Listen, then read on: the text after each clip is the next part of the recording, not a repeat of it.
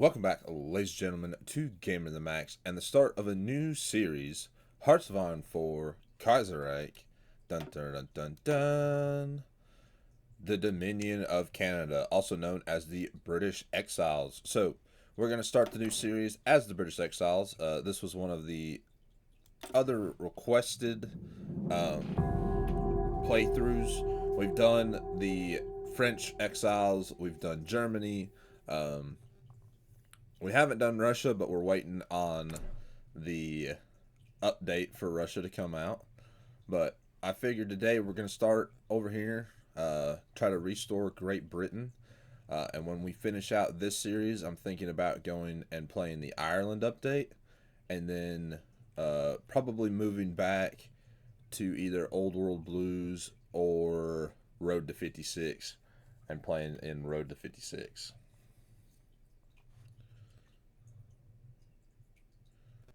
That's just some of my thoughts right here. Or we could even play My Little Pony, because if you guys would like to read this just tells you about kind of what's going on right now. I'll give you guys a second to pause and get a good read on that. I like that. 2 victory. And then we can go over the path guides. We'll reveal spoilers.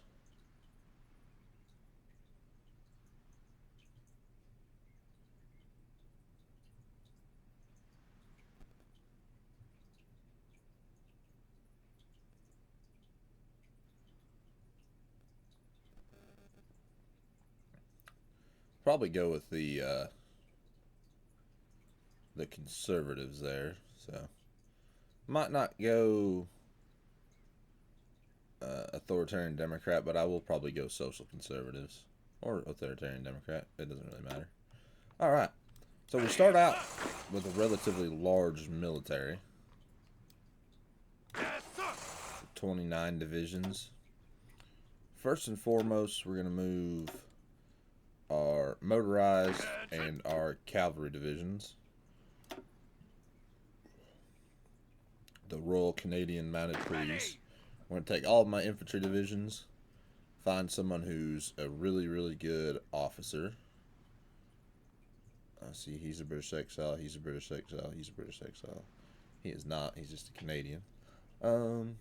Probably Guy here. Seems like the best bet. And we'll find us a good field marshal. There's Montgomery. Henry Graham Crerar. He's Canadian.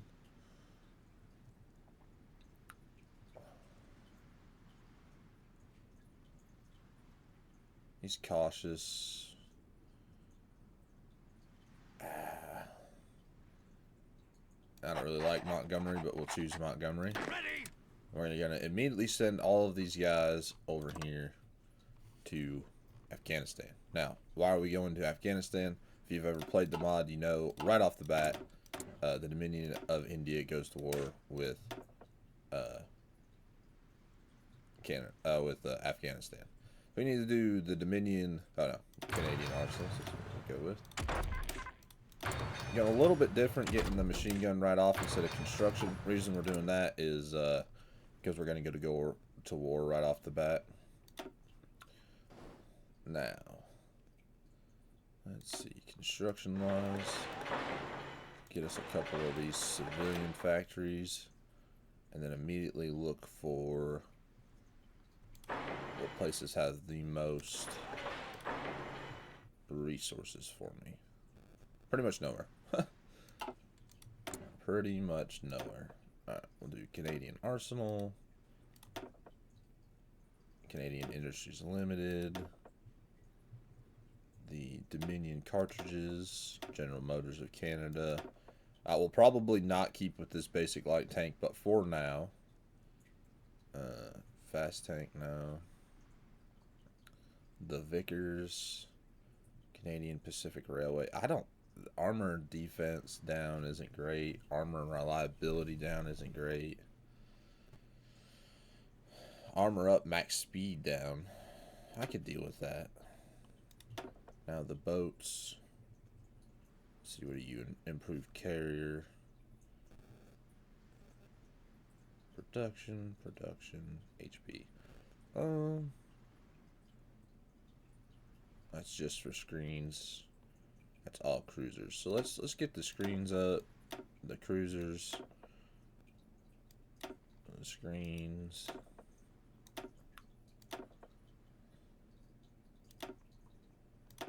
We'll get a couple under Halifax shipping.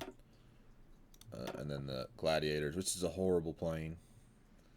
We'll just, ooh. Probably do Canadair. Agility, max speed. Because I don't like the thought of the range being less. Surface detection, ground attack.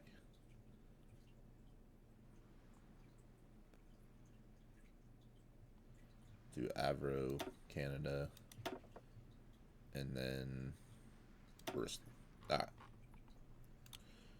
But yeah, already can tell that we're not gonna have any resources during this playthrough. Immediately just start trading for some steel. Not gonna worry about everything else. We do have one extra division over here. Perfect. Alright. So we can direct the exiles. Influence of the British exiles will increase. Influence of the British exiles is moderate. Popularity of King George V is moderate. Let's first off see if I can do any focuses. Nope. That's fine. Let's crank up to 4 speed and let's get on.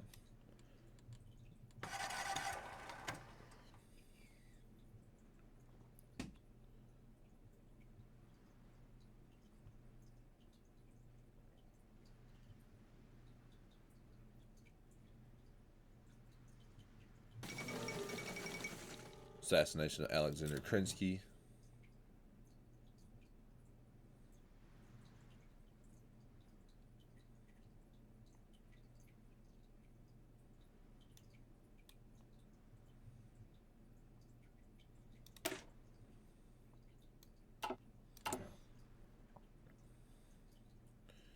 So we could stay with the Liberal Party, which is the market liberals and the social liberals, or we can go down to the social conservatives, which is the Tories. So we'll probably do that. Death of King George V. In the last several months, King George has been plagued by an illness and his health has been failing. The facts have been kept from the public to keep up appearances while treatments were attempted, but it seems all was for naught. At 11:55 p.m. yesterday, the king died following a bout of severe fever. His eldest son and heir apparent, Prince Edward, has inherited the throne as Edward VIII and is expected to address the nation within a month.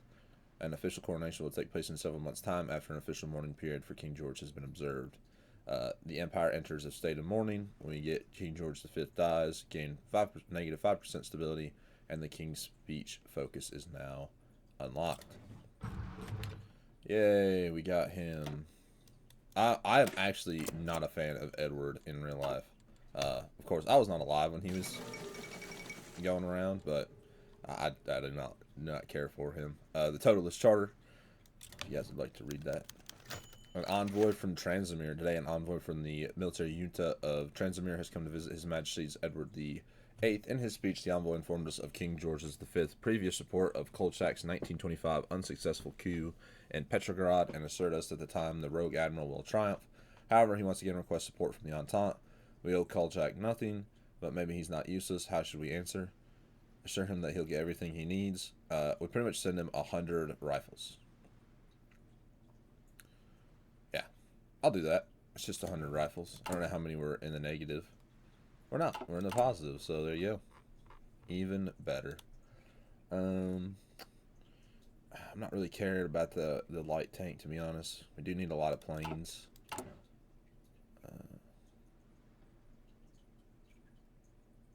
If we direct the exiles, they will lose influence, so we don't really want to do that just yet. Let's keep going. I'm going to look at my Air Force right quick. Ireland speaks on the King's death. Relation with the Irish Republic has somewhat cold, if absent, since the collapse of the Empire in 1925, owing to its legally spurious annexation of Northern Ireland and the treaty ports, but some warmer exchanges do occur. Today, a private telegram was delivered to the government from President Collins himself, expressing his sincerest condolences over the death of George and promising the memory of its last king would never be forgotten or tarnished. How unexpected.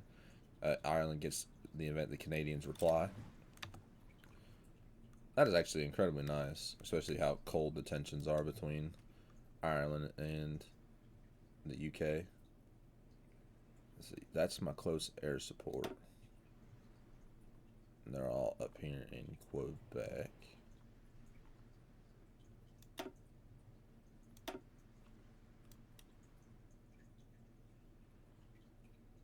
You're a fighter wing.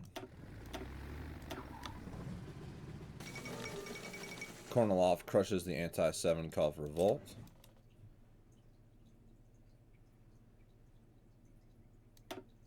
Merge you up. Merge you up.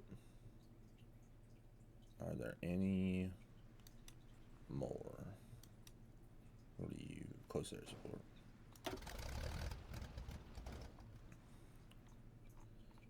I'm going to try to get these over to fight in Afghanistan when available.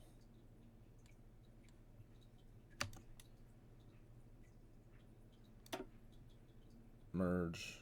Click on you. Delete you. Alright. This is my Air Force right here. Come over to...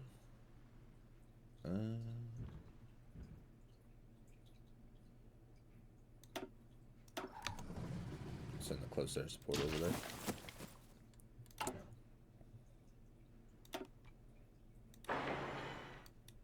I don't know how long this will take. February 18th, so it should not take very long to build that airport. Of course, this war doesn't last forever, so... Pause. Black Monday.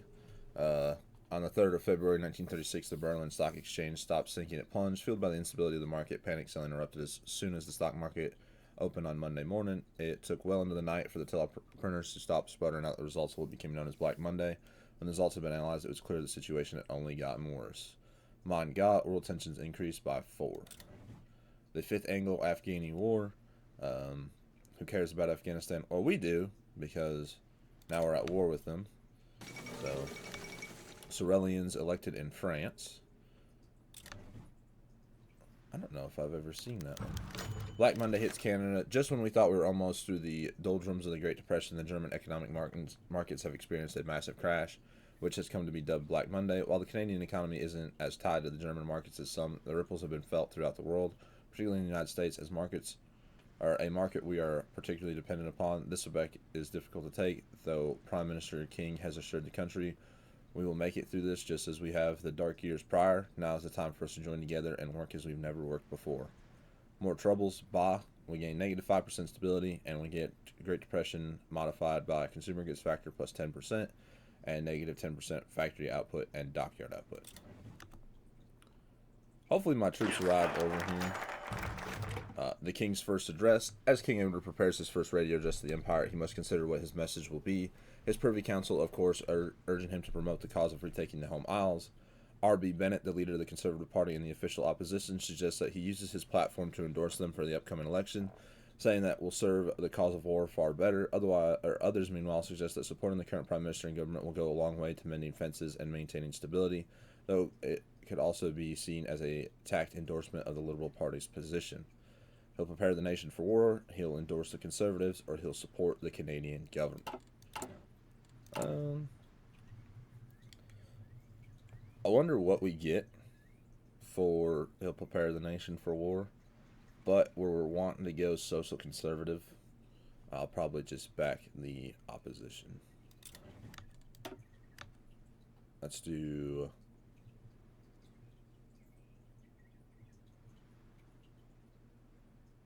I think 1936 an election has to be done anyway. I would like to create the IEDC and the ISEC. So these both are pretty important to me. So I'm going to go do the Crown Corporations real quick. King Edward endorses Bennett. In his radio address, the king spoken to the nation has electrified it from Vancouver to St. John's, from Toronto to the Arctic. Canadians everywhere buzz with excitement after hearing a charismatic and forceful speech celebrating Canadian democracy. In it, King Edward specifically called out the long service of R.B. Bennett and the Conservative Party, suggests Canadians and indeed the entire Entente would be well served to have them leading the country into the next war. Bennett in turn publicly thanked the king and called on all of his fellow Canadians to look on as the turning point as a turning a new page and a chance to follow a young and vital king to victory at last. This election will be vital for our future. Plus 5% war support, plus 50 political power. Edward's popularity increased, and the change in popularity of social conservative, plus 10%.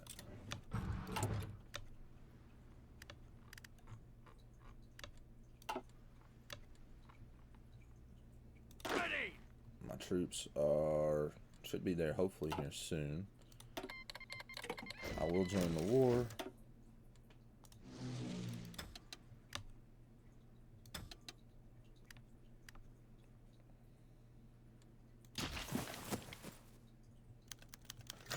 King Edward's comments on war. King Edward recently made the rounds in the Canadian newspapers commenting on the war in Afghanistan and saying, "This won't be the end of it. The world order established after the end of the Great War is now falling apart, and the empire must be ready. We cannot put our heads in the ground and wish things were other than they are. For one way or another, the wars overseas will come to our shores." The King's comment was seen as a tactic support for R.B. Bennett and the Conservatives, and many Canadians are reluctantly agreeing. Change of popularity for social conservatism, plus 5%.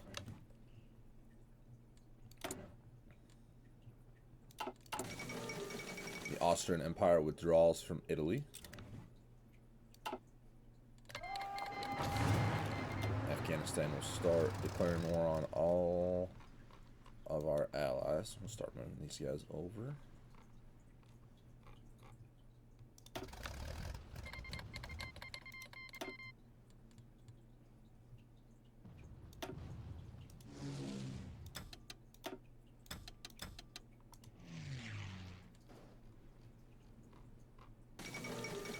The illusion of Queen hegemony shatters.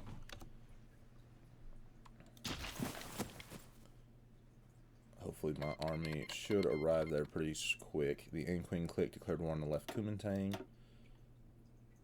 Oh, they got 2 units of Afghani troops. They're surrounded.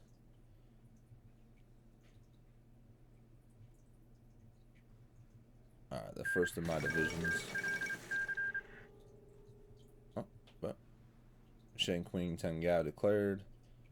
This will not go well. And Afghanistan and Dominion of India make peace. Alright, well, with that, I'm going to leave my army over here anyway.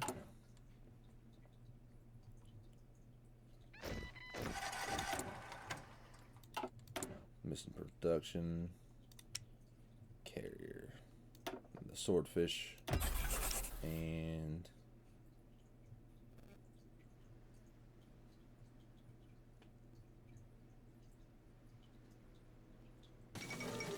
restoration democracy in Australasia.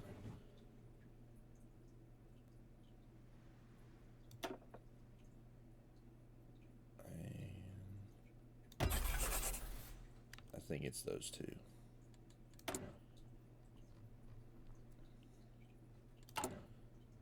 Get done with the Crown Corporations Democratic Coalition established in Mexico. Viva Mexico.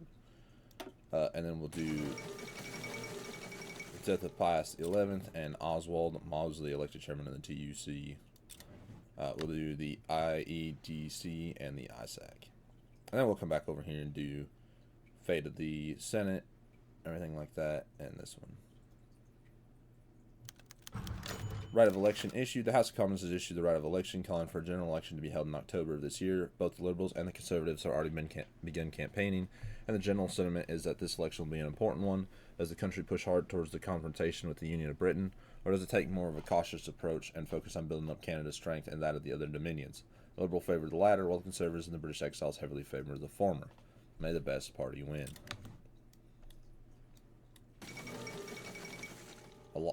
Pius XII is elected as the new Pope.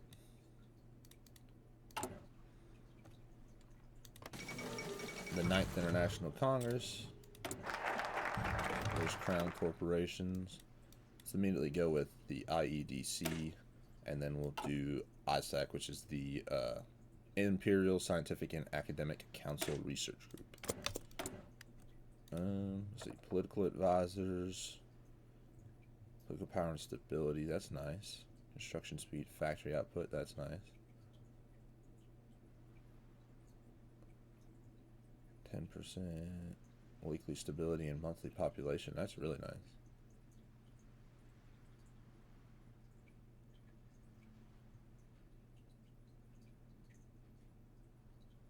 I like that ticking stability there.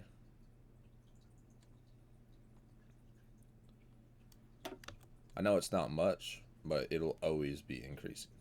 So, the Monet Commission, with a recently degraded state of the West Indies economy causing an organized labor movement within the region, this has been a cause for some concern on our part. Canadian people have always felt close to those within the West Indies Federation due to a similar upbringing from a colony to a British-led federation, increasing their desire for a formalized search into the region and its problems. This has resulted in the formation of the Monet Commission, expected to go around to each colony within the Federation and see exactly what their problems are, starting in the colony of Guyana. The officials in charge of this are Walter Guinness, 1st Baron Monet as the lead, Dr. Mary Blacklock, who works in tropical medicine, Professor F. Eglindow, who expertise in agriculture, economics, Herbert Henderson, Sir Percy McKinnon, who is representing Canadian financial interests, female liberal politician Corey Taylor Castleman, noted anti-socialist trade union Walter Citrine, 1st Baron Citrine, and finally conservative politician Ralph Ashington. Together, their objective is to investigate the problems in the West Indies starting a week from now. Let's hope our worry is unfounded, gain 20 political power, and gets the West Indies Federation gets the event the Monet Commission. Now, don't know if we got it researched, which we don't. So once we open up this, I'm going to immediately research Marines, because Marines are going to be the number one thing for us as Canada. And let's see, we can get 2 civilian factories, 2 mill factories, and 2 more civilian factories. Let's jump out with the 2 civilian factories first. Takes 90 days and 3 civilian factories, which isn't bad.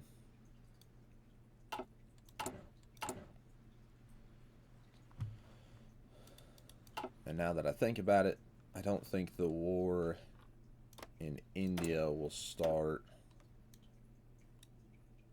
for a while. So I'm actually going to return the whole army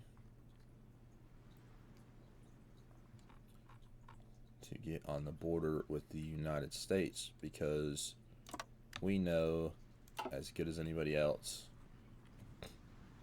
we'll be joining the war. Famine breaks down in Sichuan.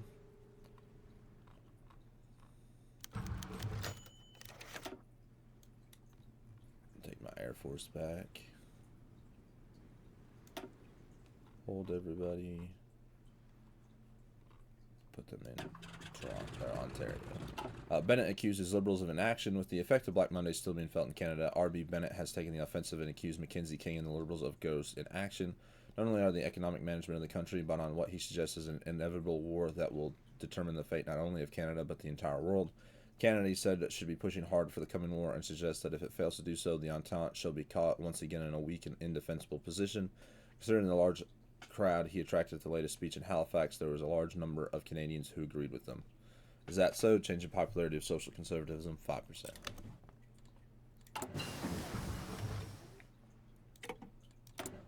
We've got that. I usually don't do this, but I want Marines right off the rip. Kurt von Schleicher is appointed Chancellor in the 1936 Stanley Cup. The 2 teams have made it into the 1936 Stanley Cup Finals, the Toronto Maple Leafs making their 6th appearance, and the Detroit Red Wings making their 2nd appearance and still hungry to win their first cup. With only a brief interruption at the first game in Detroit with demonstrations by the Socialist Party of America disrupting proceedings outside the stadium, the series has gone off without a hitch and captivated audiences in both countries. Who will take home the cup this year? Come on, Toronto.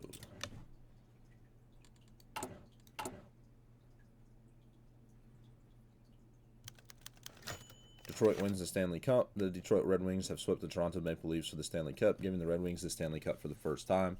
The games were held during a time of great unrest, but for a day the people weren't rioting over political differences. They were rooting are rioting over the championship. A worthy effort, Toronto. So it used to be about 2 years ago when you would play this, the Toronto Maple Leafs won every time. But they don't do that anymore. Let's build up these 2 military factories here.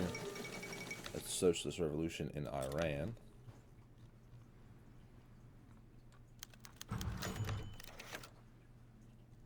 The coronation of King Edward. King Edward VIII is the first British monarch not to be coronated within the halls of Westminster Abbey. Instead, royal planners held an elaborate ceremony in Christchurch Cathedral, Ottawa's largest Anglican church. There was the Archbishop of Canterbury himself, a British exile, performing the rites as expected by tradition, with a throng of media paying close attention to every move. Rather than making his first public appearance afterwards on the balcony of Buckingham Palace, King Edward instead appeared on the balcony of Rideau Hall, the official royal residence, where he was greeted by a throng of enthusiastic Canadians. It's official.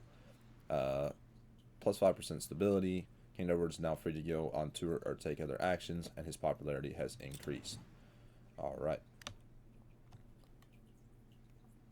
We can begin royal tours.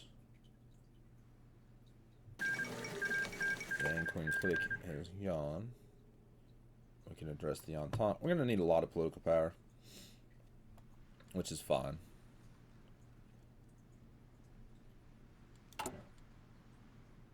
About to be done creating the IEDC. Then we can jump over to the ISEC, and then we'll finish this little part right here.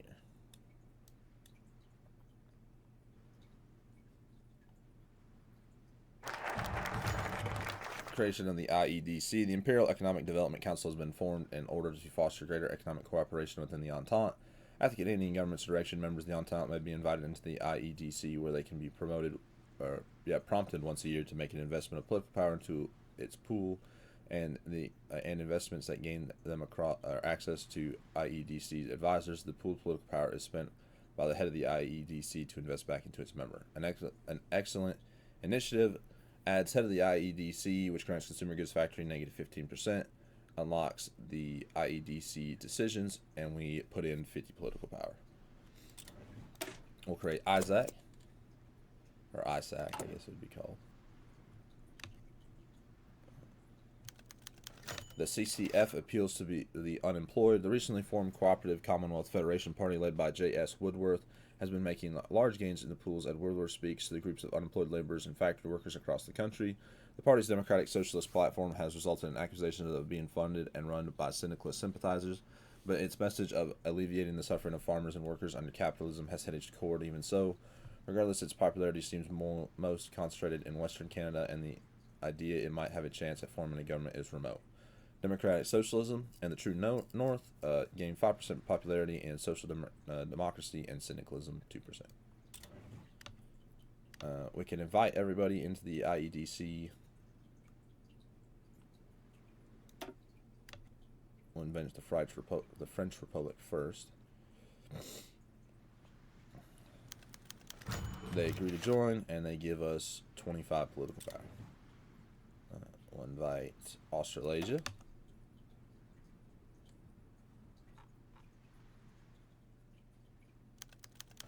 They gave us 50 political power. We'll invite the Dominion of India. Then we'll invite South Africa, the West Indies Federation, and Sardinia. They agreed to join and gave us 50 political power for it. Constitutionalist victory in Bulgaria. So Bulgaria has went social conservatism. There's the Vickers machine guns. Now we can come over here and get construction going. Liability and soft attack. Let's invite South Africa.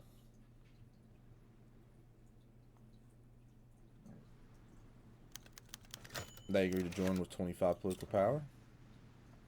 We'll invite Sardinia.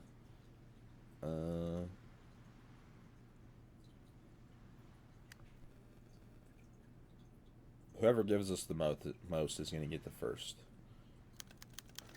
Sardinia joins with 25. And of course, last but not least, the West Indies Federation.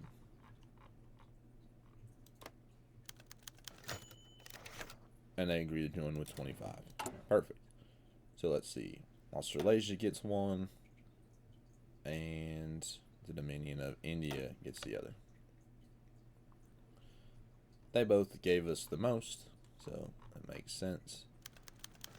The Monet Commission returns. The Monet Commission has officially returned today, and their news is not especially pleasant. We've received reports of what they refer to as slavery in a different form, with the plantation economy still being the main form of development within the islands. Among this, there are many other problems like United Fruit Company promoting prostitution in Jamaica, class divides in Guyana between Indo and Afro-Guyanese, oil spilling in Trinidad and Tobago. Walter Guinness himself said that the generation is suffering from a century of neglect from the Empire, and they expect the West Indies government to handle the problem immediately. Needless to say, many Canadians are disgusted by the happenings in the West Indies. Those who they see are very similar to them in ways. It has left a strain on the imperial family and the current government, one that the West Indies will hopefully erase soon for us. How could it be so bad? Lose 40 political power.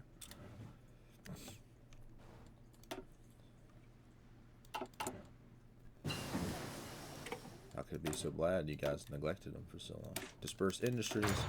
The conscription debate begins. As expected, the most contentious issue in the election is proven to be the conscription. Both liberals and conservatives have proposed a bill that have been known as C7, which would shape our preparation for war over the coming years. Whether Bill C7 includes conscription, however, is the key element. French Canadians in Quebec are in particular vehemently opposed to the idea of general conscription forcing them to fight in a British war, and thus liberal promises of not implementing it have seen them make great gains in that province. Conservatives, meanwhile, say that Canada doesn't have the manpower to fight any war without conscription. The war, when it comes, means conscription sooner or later, and they say, for all our sakes, it should be sooner. We lose 3% stability, and adds divided nation, which grants daily political power costs plus 0.50. So we get only 0.7 political power a day, which is pretty rough.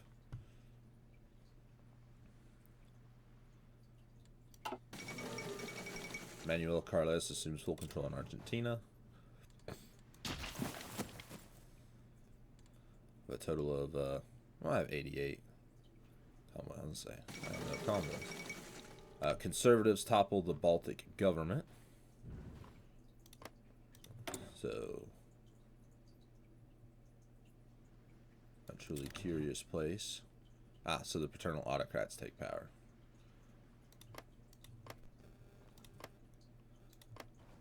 I got you. Looks like Austria is also going social conservatism. And we, of course, have Sardinia.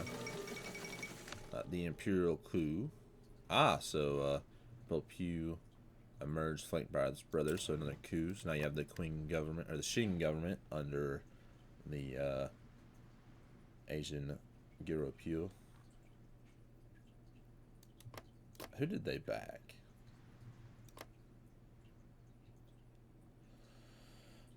Not the name being quick. Alright, there's the creation of ISEC. Let's do the Imperial Conference. We'll do a royal address to the Entente.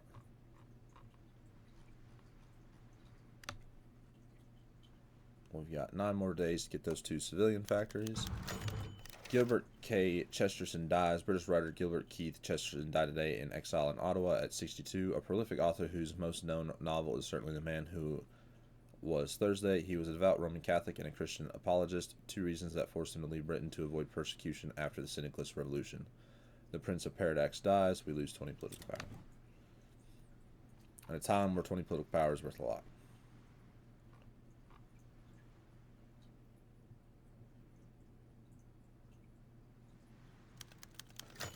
Demonstrations at King's Speech. A campaign stopped by Mackenzie King in Toronto was marred today when it was met by a large demonstration organized by the Orange Order of Canada. The order, which celebrates Canadian ties with the British Empire and has been campaigning strenuously for greater action against the Union of Britain, has declared the Liberal no conscription position as an outrage that threatens the very survival of the Empire. The ruckus chanting and shouting preventing King from continuing his speech, and altercations between Liberal supporters and the Orange Order almost ended up in a riot before the police were finally called in to intervene. And they shouldn't have been there, or this was unfairly provoked. We lose stability, 2% stability anyway, but we're going to try to go social conservatism, so they were unfairly provoked by King even being there. We got 3 more days on those 2 civilian factories, and we'll start building the other 2.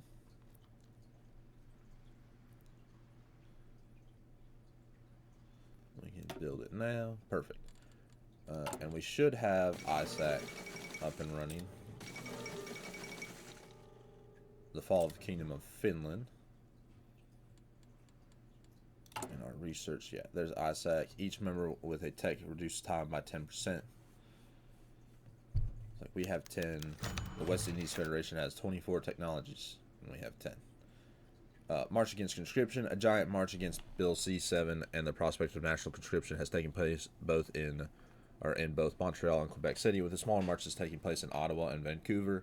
Opposition to conscription is beginning to hit ahead, with many of the signs of the marches declaring exiles get out and no war for Canada in either English or French. Members of the Conservative Party have openly suggested the marches are being organized by the Union of Britain in order to destabilize the Entente, but Mackenzie King and the Liberals have treated them seriously and doubled down on the party's opposition to widespread conscription.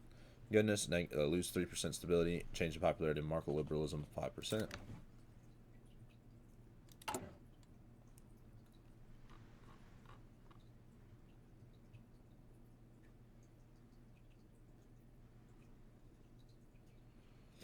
I'll do this radio announcement to the Entente.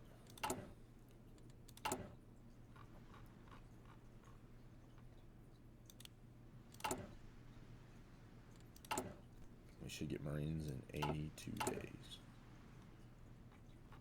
We cannot allow the West Indies Federation to become syndicalist. King Edward the Eighth today addressed the nation of the Entente by radio, calling on them to prepare for the oncoming war against the Union of Britain. All of us desire peace, he said, but at the very same time know what it is that must be done. Millions of our countrymen struggle under syndicalist tyranny, a terrible wave which threatens to drown not only the British and the French, but also the entire world. It is only with brave hearts and a sense of resolution that we move forward as one until the day comes when our mettle shall be tested once more. We have every confidence that on that day our brave men and women shall prove that they are all stronger for the trials and tribulations each of us face. Long live the King. Gain 7.5% war support. Puts us at 64, which is pretty nice. If I save up my political power, I can jump to early mode, and then partial mode. I probably have a huge navy.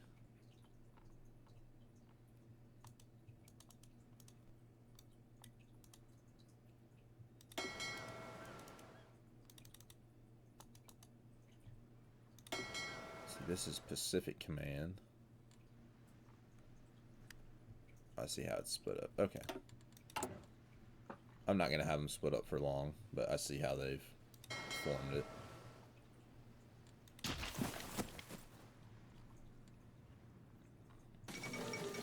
The creation of the International Avant-Garde. Or Avant-Garde. I think it might be Garde. The Imperial Conference. With the 8th Imperial Conference getting ready to begin, the Prime Minister should consider what our focus should be. Should we advocate that the Dominion of Canada is best suited to retake the home islands as soon as possible, or should we instead focus on improving the various dominions of the Empire so that they are better prepared for war in the long run? Canada is the key to retaking the home isles, or the dominions will receive better imperial bonuses. We get political power plus 25 and gains pride in the Empire, opinion, and dominion in Canada. Or we get imperial trade, which is 100 political power and consumer goods factor negative 30%. Ooh. Now, see, Canada, I do believe, will be the key in the end. But right now, even if we take that negative 30% consumer good factor, we still only get back maybe 4 factories. Maybe.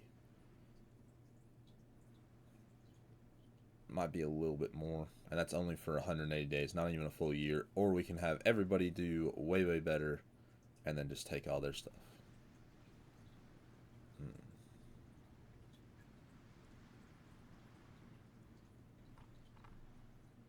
I like this idea, especially for the political power, but I also kind of agree with this.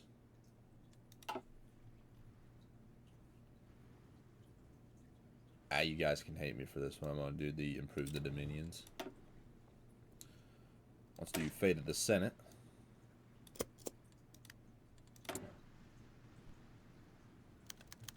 The Imperial Conference of 1936. Today, the Imperial Conference begins with leaders representing the remnants of the British Empire gathering in Canada. After an opening ceremony held by King Edward VIII, the Prime Minister of Canada is the first to speak, giving a rousing speech where he stressed that while the ultimate goal remains retaking the home isles, that cannot happen without building up different dominions of the Empire. For now, helping them is Canada's first and foremost goal. Bravo, Prime Minister.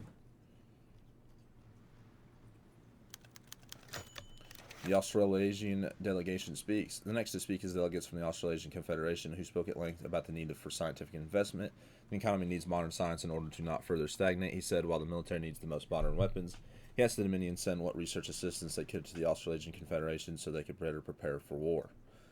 We will aid the research as best we can, gain imperial research, which grants research speed plus 20% for 180 days. That's awesome. The British Indian delegation speaks. Next to speak to the delegates from the Dominion of India, who gave a speech about how the British Indian military is in dire need for proper training and upgrading of its firearms. Without such, he fears the Dominion of India will be ill-equipped to assist in a distant war against the Syndicalists, and requests that his fellow Dominions send whatever advisors they can. Our best advisors on their way. The Imperial advisors, which grants in infantry, artillery, production costs negative 10%, and division training time negative 20% for 180 days. That's even better. The South African delegate speaks. Next to speak is the delegate from the Union of South Africa, who gives a speech about the dire need for investment in capital funds. The British exiles have channeled so much of their funds into helping Canada through the Great Depression. He feels that perhaps some of it could be spared to assist the South African economy. They get imperial investment, which is consumer goods factor negative 30%, and construction speed plus 20% for 180 days. We shall do our best.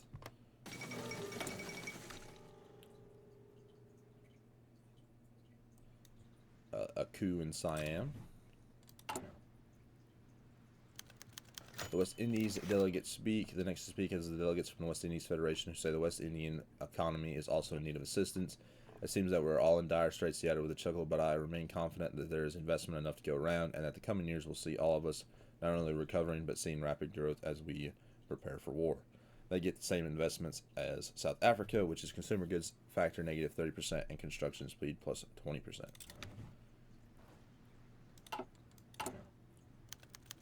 And the end of the conference. The Imperial Conference of 1936 is now over. We can now focus on putting into practice the decisions that came about at the conference. There's hope that perhaps this marks the dawn of a new era for the Dominions and the strengthening of bonds, but only time will tell. Perfect. The fate of the Senate, status of the Privy Council, and then draft bill C-17. Ooh, we could also get that extra research slot there.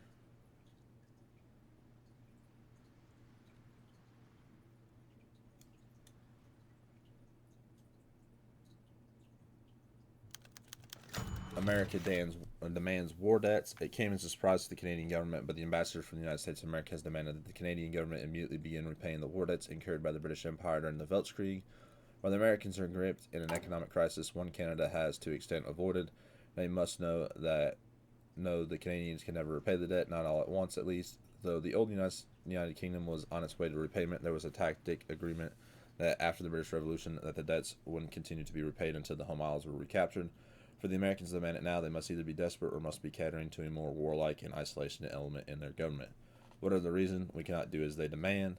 The United States gets outraged opinion of the Dominion of Canada negative 100, and gets event Canada refuses.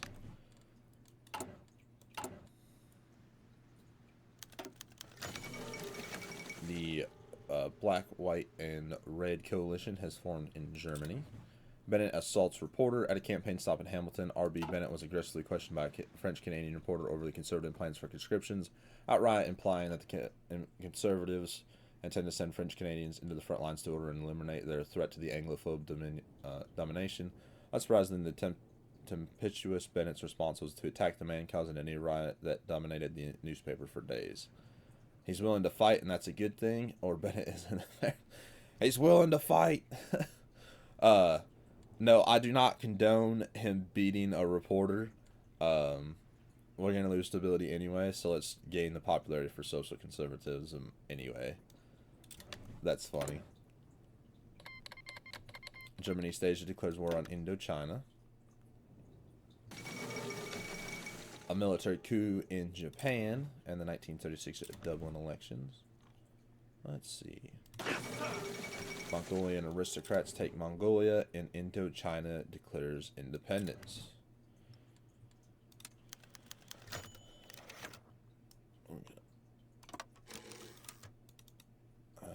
Nicaraguan wants to increase ties. Nicaraguan ambassador has recently come to us with a deal. In an attempt to escape American influence, they want to open up new trade deals with our country, along with diplomatic ties. This investment could bring numerous advantages in the future, with a variety of cash crops in Nicaragua mainly being exported to us instead of the United States. Hooray to new friends. Or Central America is America. Nope. Hooray to new friends. Who is this under? Juan Bautista? Social Liberals?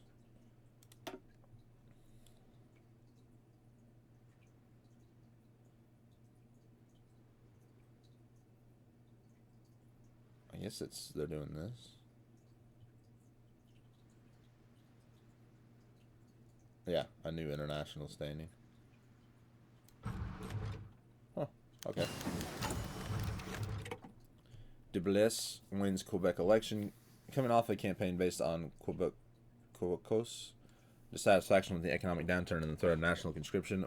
Maurice Duplessis and the Union National have won a majority government in the Quebec provisional elections. Duplessis has sworn to fight any plan to enact conscription, and there have even threats of calling for a referendum on the future of Quebec in the Confederation should that happen. This is a clear sign of just how serious the division between English Canadians and French Canadians have become.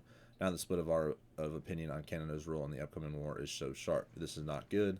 Modify Anglo-French tensions by political power cost plus 0.20 and stability negative 10%.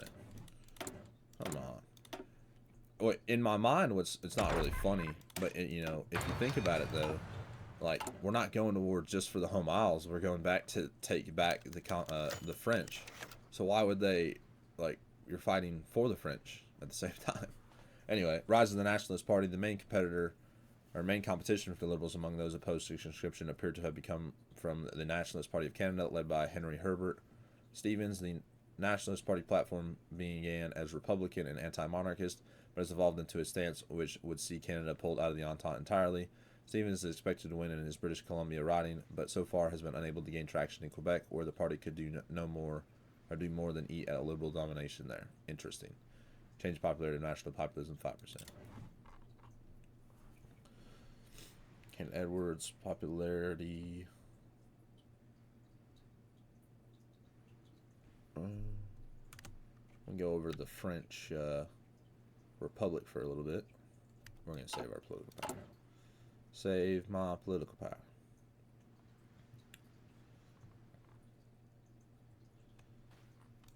We have to figure out if we want to form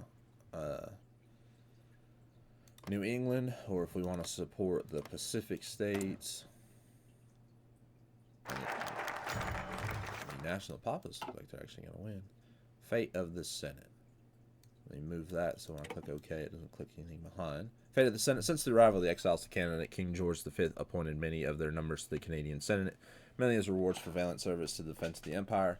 Since King Edward's ascension, the appointments of exiles has continued to the point where the Senate is often referred to as the Canadian House of Lords. Many members of the government are saying that the time has come to insist on Senate reforms, passing a law requiring senatorial appointments to be confirmed by the House of Commons. Considering the Senate has the power to reject bills, this could result in a showdown with the king unless he decides that it's better not to anger the government of his host country while in exile. We need a reform at once, urge the king to appoint more Canadians, or if the king's prerogative to choose as he wishes. So that will bring us more into the authoritarian democratic way.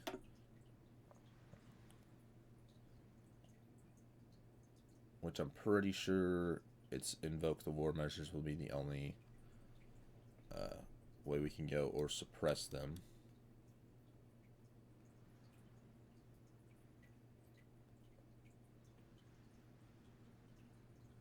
We can either pass it, but are we feeling a monarchist route?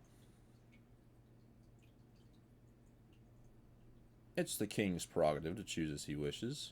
However, political power, authoritarian democracy plus 10%, and influence of the British exiles will increase. Everybody must band together to fight the Syndicalists. A coup in Algiers, the thinly veiled military junta of Marshal Philippe Pétain has fallen to a coup d'etat led by one of his former allies, General Henry Mordac.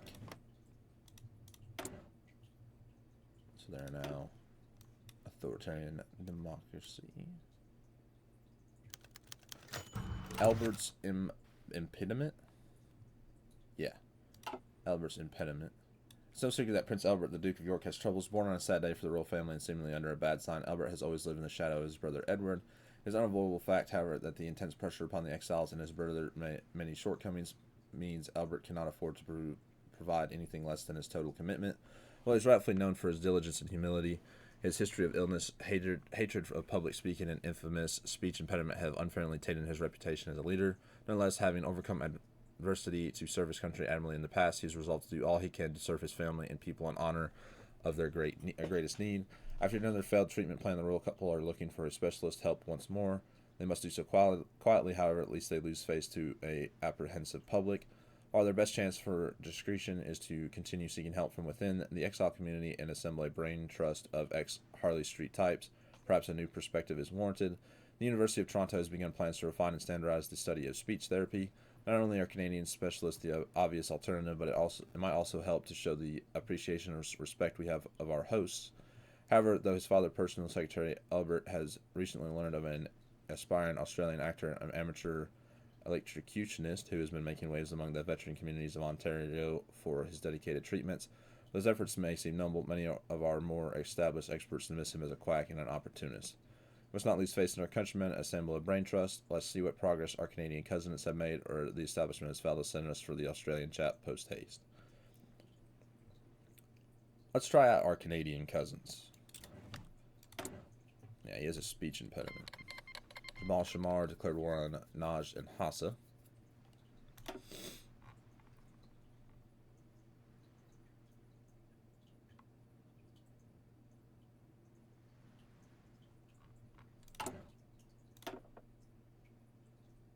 Let's jump over to early mobilization. King Edward's party lifestyle. Since assuming his father's throne, King Edward has been lifting up this Canadian social scene, or lighting up the Canadian social scene, throwing parties at the royal state and mingling with socialites on a regular basis. Indeed, the new king appears to be enjoying his new status so much it's led to a growing commentary in Canadian newspapers that Edward doesn't seem to be taking his role with the gravity that some would expect for a British exile. I saw him laughing and carrying on with the lords and ladies. One witness stated, "You'd think he didn't have a care in the world, that he may as well have been back in London." The monarchs have been quick to defend the king, saying that his social appearances are quite normal. That should be welcome after George V's long period of recluseness following the royal exile from the home isles. Oh dear, his popularity decreases. Which makes sense. He's very flamboyant in real life. He was a partier. And you can correct me if I'm wrong, but I don't think I am. He was also an ardent supporter of the Nazis. If you've ever been curious. Edmund Allenbury dies. General Allenbury today died at his exile at Ottawa at age 75. Retired since 1925, he was mostly known as the Commander-in-Chief of the British Expeditionary Forces in the Middle East. After achieving major victories thanks to Arab help, such as taking Jerusalem, he was forced to withdraw as the Weltkrieg went bad for Britain. But honoring him with state funerals, King Edward VIII wants to show his desire for revenge. A war hero died today, lose 20 political power. Why is everybody so old, and why do they keep dying?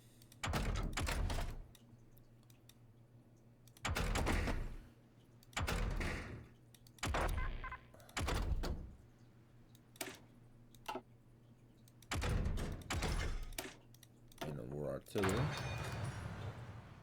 Get done with construction 1.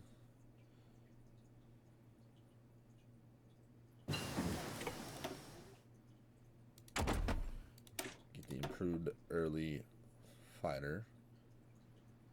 We'll do Kenna Air. Republicans win the Serbian elections.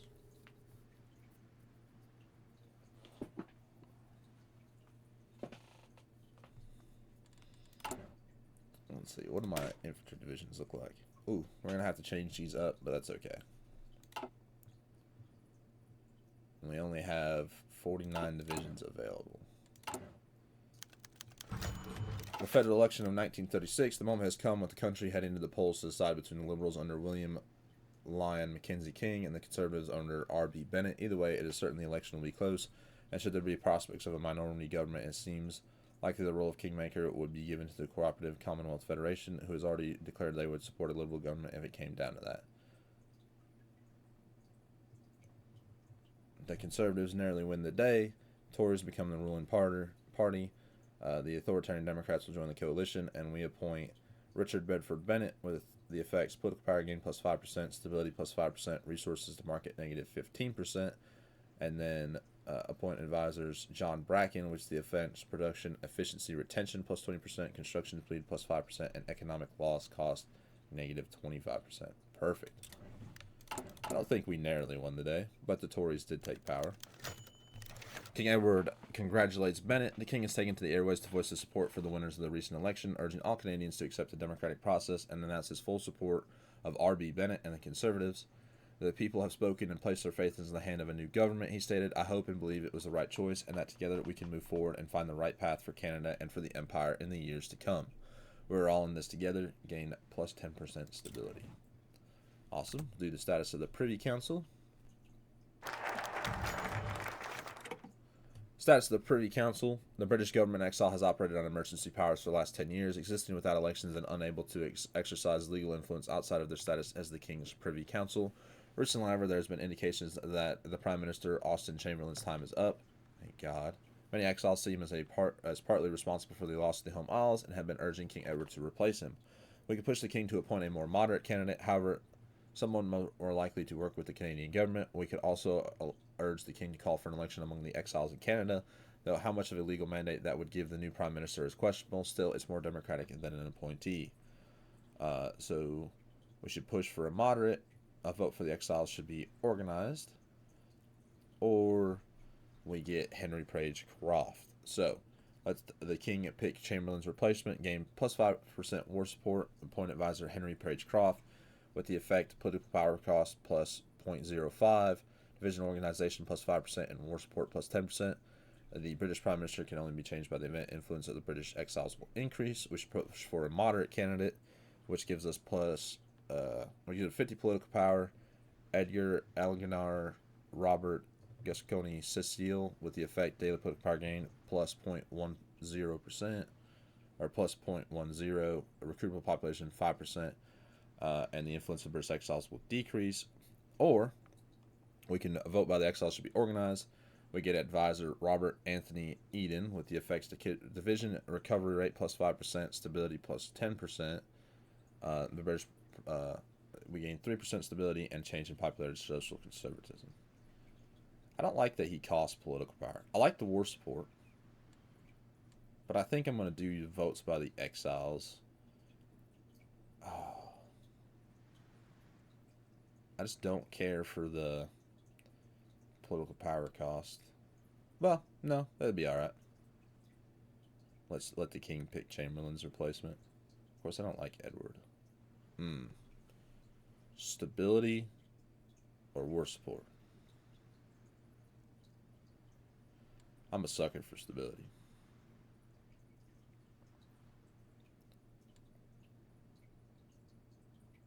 Let's go with stability. Draft Bill C7. Then once we finish up Bill C7, we will end the episode. Debate on the proposed Bill C7 and its promises of sweeping changes to the Canadian Armed Forces, industry, and national security has now begun. With the Conservative Party's slim hold on power, passing the bill might prove challenging, and with the defeated bill comes a fallen government. So passing the bill is of extreme importance. Prime Minister Bennett might have to consider compromise with the little opposition, though not so much that he angers his own allies. Romania joins the Belgrade Pact, so will Greece. And the war is on. Foundation of the Belgrade Pact. Let's see. Australasia. What'd you guys get from the...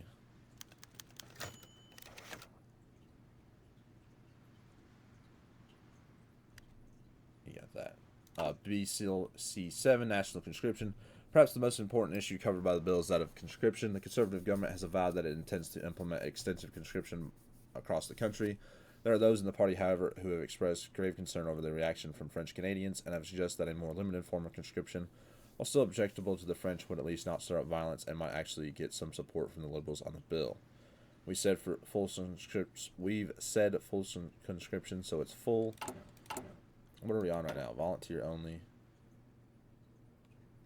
Or perhaps limited conscription. It cannot be raised further except for the enactful. If we go up to extensive,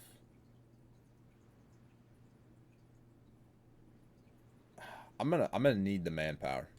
Like straight up, I don't mind the plus 1%, but jumping up 3.5% is quite a bit. And then being able to jump up to like service. So we said full conscription, so it'll be full.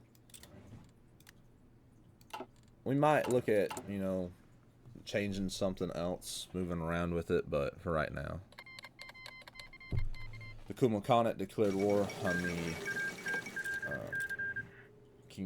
Jing clique. I don't know how you say that. Mustafa Kemal seizes power in the Ottomans, and the Indo-Chinese Revolution is defeated. German East Asia pulled out. And the Nanjing clique seems to be beating the Minggang insurgency as of right now. And surprisingly enough, the Qing government likes us. Brazil seeks an investment. We've been approached by the Brazilian government asking us to invest in their new steel production plants. While they most certainly need the help, we stand little to gain directly on such a long-term investment, and thus it would be wise to consider our options. We lose 50 political power, and we agree. Well, maybe they'll join us, though. Like, Brazil has a chance to join the Entente. So, Floyd Olson's elected president in the United States. So they've done the national unity. That's quite shocking, actually.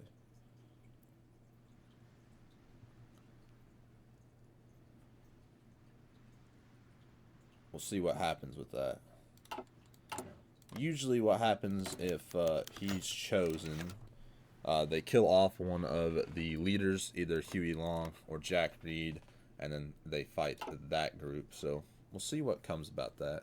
Bill BC7, the future of Canada's industry. Recovery from the Great Depression has left Canada's industry in a deplorable state, and the government insists that the nation needs to industrialize at an incredible rapid rate if it hopes to challenge the Union of Britain's power. The Liberal plan put forth by C.D. Howe suggests that Canada should focus on funding urban infrastructure and the civilian economy. Those, combined with incentives, should bring the needed military investment in the long run. The Conservative plan is to nationalize the needed armament and naval industries now and build them up with government funding, even if the rest of Canada's industry lags behind. We need armaments now, not later. BC7 is passed. The economy will focus on arms factory and dockyards. Perhaps a compromise. If B7 is passed, the economy will focus on a mix of civilian industry and arm factories.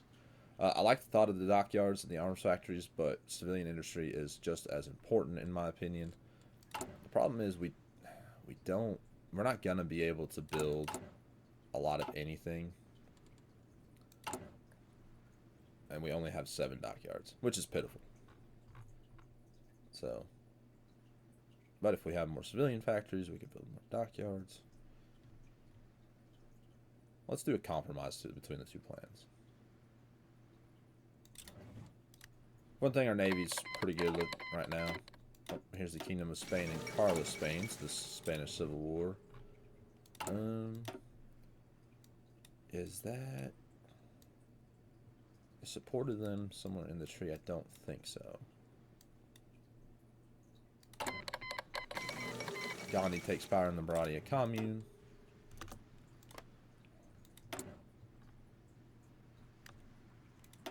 Or maybe they're the ones that ask us for support.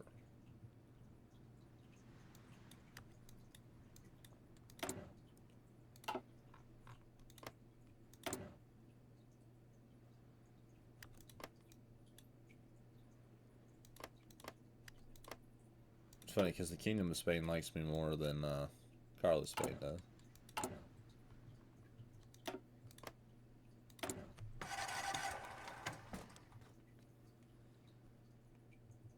So the French have sent theirs. Ready! Yes, sir! Put you all under Bertram. We're only allowed to send them. Attention!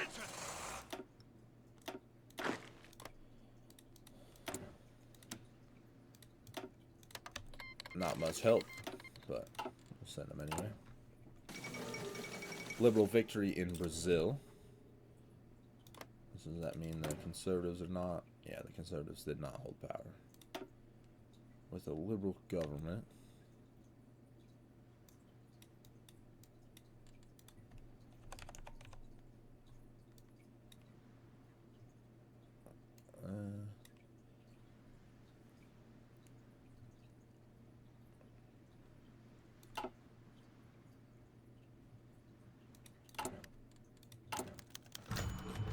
BC 7, domestic security. Canada has been able to avoid the bitter class wars that engulfed Britain after the Great War. The conflict between Canadians and the British exiles is growing, as has cynical sentiment among Canada's labour unions. Both the Conservatives and Liberals have suggested that the RCMP be granted sweeping powers to crack down on dissidents, with the Minister to act as chairman of the Parliamentary Committee to oversee the process. The Conservatives have proposed Maxwell Knight, renowned hardliner and British exile, to be the chairman. Liberals, meanwhile, have said that Ernest Lapointe would do a better job. He may be moderate in his views, but as an MP from Quebec, he is far more in tune with French Canadians. Knight is exactly the man we need. Change in popularity of social conservative negative 10%. If Bill C7's passed, the RCMP will be given special powers under the directorship of Maxwell Knight. Lapointe will get the job done and fairly. Change in popularity of social conservative negative 5%. BC7's passed, the RCMP will be given special powers under the directorship of Ernest Lapointe. Our no secret police were all in this together. The RCMP is the Royal Canadian Mounted Police, the Royal Mounties. Is that an intelligence agency? I hate to lose that much political power, but you know what? Let's go with the hardliner Maxwell Knight. I'll actually like Lapointe though. He's more moderate in his views, but as an MP, like, he's not gonna kill off a bunch of French Canadians. But at the same point, you know, he's not in line with our views of our government either. We'll choose him. It'll be alright. Be alright.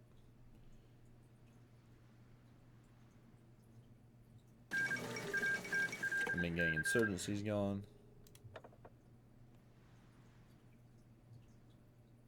We have an army reformer I'll probably take.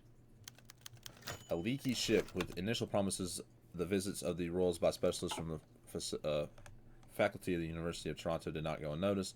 There was unexpected to some degree, and while most Canadians and British journalists have been hesitant to publish any revealing details, American and French language articles on the subject are easy to obtain.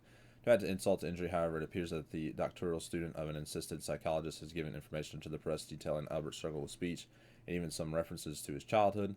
Together with Edward's controversial outspokenness and rumors of George's debauched lifestyle, this has severely damaged the royal tradition of aloof, restrained leadership.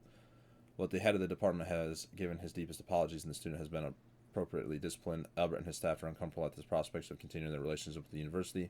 For now, it seems he and the Duchess of York are back to square one. It takes years to build a university. It takes 100 years to build a tradition. Lose 30 political power, and the influence of British exiles decreases. I should never have trusted him. I thought speech therapy would be the right thing for him. That was my bad, Albert. ANI overthrows the Italian government. After failing in attempts to take power in 1937 elections, Constanzio Ciano and the ANI today overthrew the Italian government. So we should see Venice rebel. All in!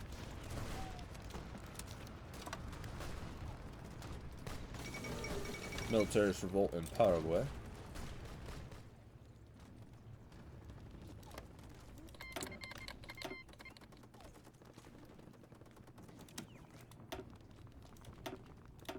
So I need 1,000 rifles here.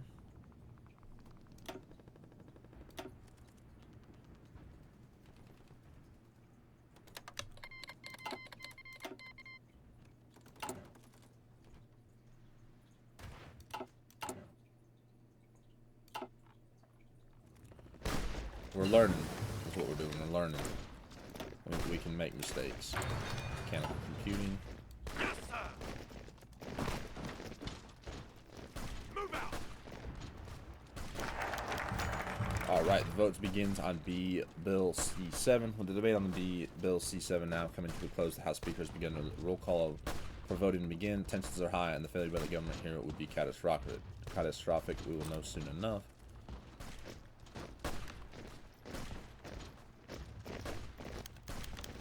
And Bill C7 passes. The vote has been tallied, and the Speaker of the House declared that Bill C7 has passed both in the House of Commons and in the Senate.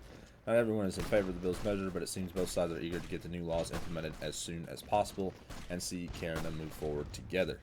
We gain 200 political power, removes divided nation, adds extensive conscriptions, adds the compromise economic plan, which grants consumer goods factor negative 15%, max factories in state plus 10%, factory output and dockyard output plus 10%.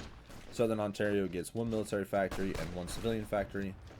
Quebec gains 1 building slot, and we add the Mounties, which grants 10% stability and damage to garrisons negative 20%. Here, here. Perfect. I'm not.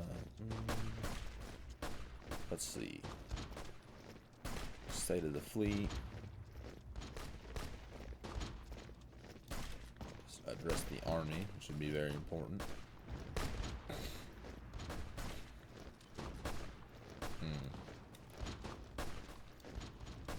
Let's start doing this. Get through the Great Depression. Industrial concerns.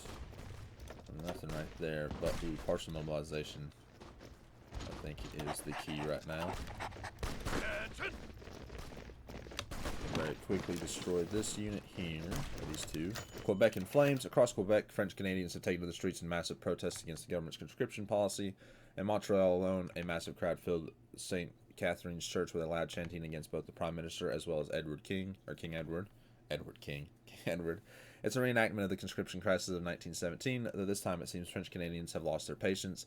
Again and again, we're called upon to shed French blood on behalf of English wars in Europe. Quebec Premier Maurice Duplessis told a large and angry crowd in Quebec City, "We say no, and they tell us we must. Quebec will never be free of English tyranny so long as it is the lapdog of English politicians. I suppose we should have seen this coming.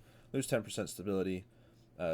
We get the Quebec's resistance, which grants local manpower negative 60%, chance to sabotage constructions plus 30%, local available resources negative 60%, and then adds Quebec in flames."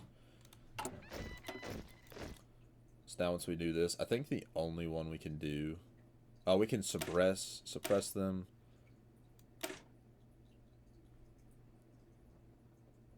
Make sure it's capable of maintaining has full powers, or we can invoke the War Measure Acts.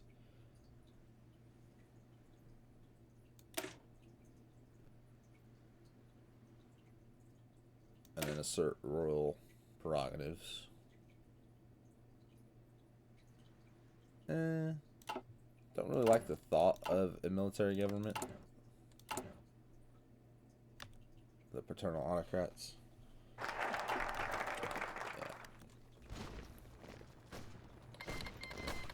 One click declared war on the Linguan click. Oh, we got another encirclement there. Broke him. Hopefully break him.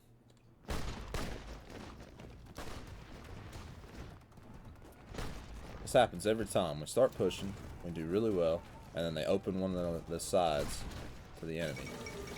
There's the failed revolt in Ukraine. Skorbeninsky holds on. Move out.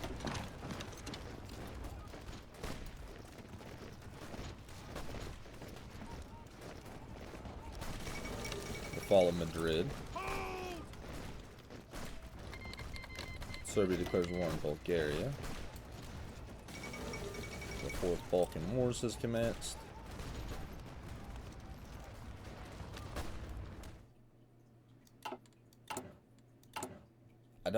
I'm not going to go invoke the war measures, but we will do suppress the Quebecs, empower the Anglophobes, and finish it out here. I don't care for a military government, which we could do invoke the War Measures Act and then control the House of Commons. But actually, I'll leave it up to you guys. You guys tell me what you're thinking: suppress or invoke the War Measures Act. But this is going to end episode 1. I hope you guys have enjoyed, and I'll see you all in the next one.